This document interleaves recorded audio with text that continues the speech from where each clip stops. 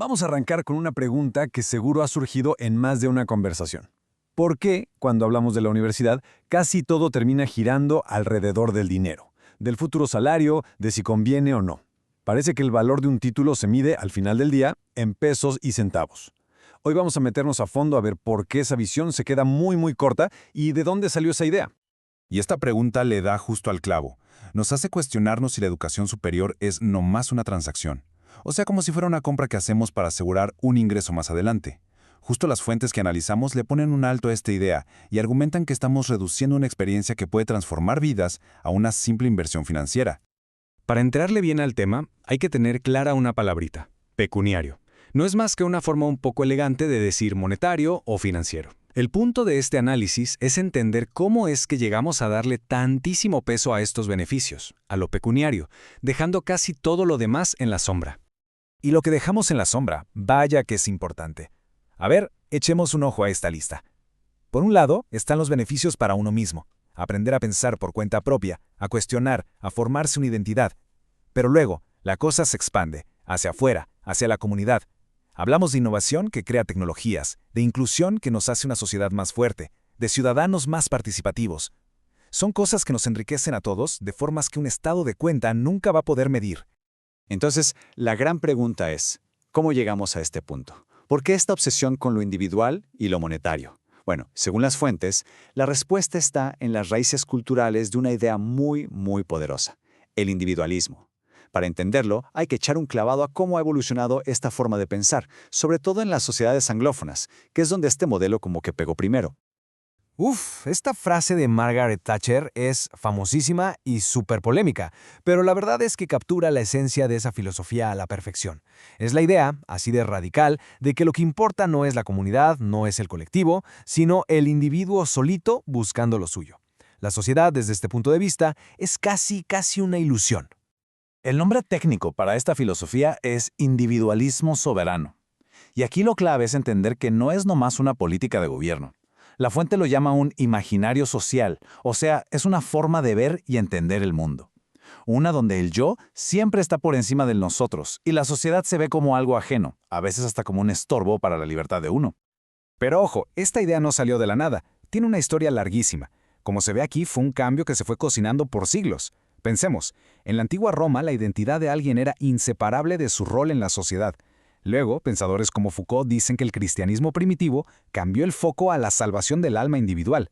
La Ilustración lo reforzó con la idea del individuo libre, que existe antes que cualquier sociedad. Y ya en los 80s, el neoliberalismo le dio el giro final, reduciéndonos a ser homo económicos, seres puramente económicos que solo buscan su propio interés. Ahora, si ya vimos que el individualismo extremo es el problema, la solución parece obvia, ¿no? Pues que el Estado intervenga para proteger el bien público. Pero resulta que la cosa es mucho más complicada. Para empezar, el propio concepto de bien público es súper escurridizo. El problema empieza con la palabra misma. Como vemos aquí, público puede significar al menos 4 cosas bien distintas, que a veces hasta se contradicen. Puede ser el gobierno, puede ser un ideal de bienestar para todos, puede ser la gente, o puede ser una categoría económica muy específica. Con esta confusión, apelar al bien público es como querer agarrar humo con las manos. Y esto nos lleva a la pregunta clave de esta parte. A ver, incluso si lográramos ponernos de acuerdo en qué significa bien público, ¿de verdad podemos asumir que el Estado va a actuar como un árbitro neutral que va a buscar ese bien sin ningún tipo de sesgo? La respuesta que ofrece este análisis es un no bien rotundo. Lo que argumenta es que, en muchos casos, el Estado no es nada imparcial. Al contrario, está muy influenciado por intereses económicos muy poderosos. Y esto hace que su versión del bien público se incline a favor de la acumulación de capital, y no necesariamente del bienestar de la mayoría. Y esta tendencia se apoya en teorías económicas como la de Samuelson, que básicamente parte del mundo en dos. Por un lado, los bienes privados, que el mercado produce para ganar dinero. Por el otro, los bienes públicos, que son las cosas que el mercado no puede o no le interesa hacer. ¿El resultado de esto? Pues que la educación se mete en la cajita de bien privado, lo que da la justificación teórica perfecta para que los costos se le pasen a los individuos.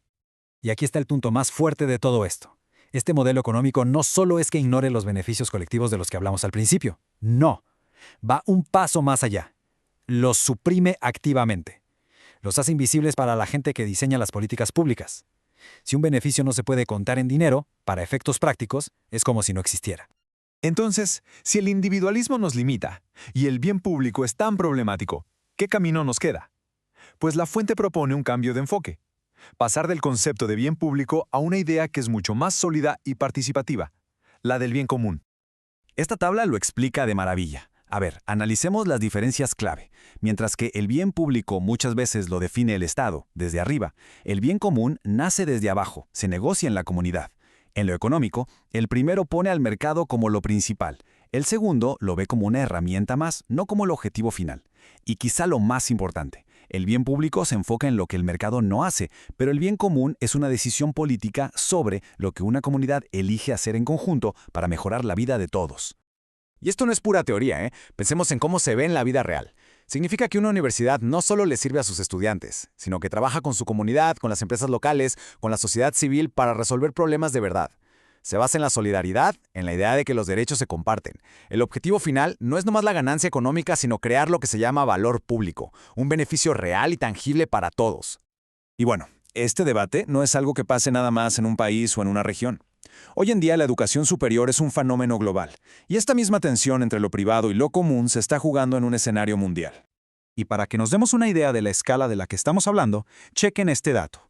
Más de 6 millones de estudiantes se fueron a otro país para estudiar en 2022. Son muchísimos, y la cifra no para de crecer. La conexión es gigantesca. En este mundo tan conectado, se abren dos caminos, dos futuros muy diferentes. Por un lado, podríamos tener un bien común global, donde el conocimiento se comparte libremente, donde hay colaboración científica y se entiende mejor a otras culturas. Y por el otro, un mal común global, que solo aumenta las desigualdades con la fuga de cerebros, la explotación de mercados educativos y la imposición de una sola forma de ver el mundo. La conclusión de la fuente es muy clara. Esta decisión no está nada más en manos de los gobiernos. Las propias universidades, la gente que trabaja ahí, sus académicos y sus estudiantes, tienen la capacidad y de hecho la responsabilidad de decidir qué camino tomar. La posibilidad de cambiar su propósito está dentro de sus propios muros. Y con esta pregunta cerramos este análisis. Es la elección fundamental que está sobre la mesa. ¿La educación va a seguir siendo tratada como un producto más en el mercado, una inversión individual para un retorno privado?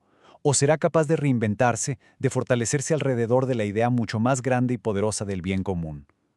La respuesta que demos definirá no solo el futuro de las universidades, sino el de nuestras sociedades.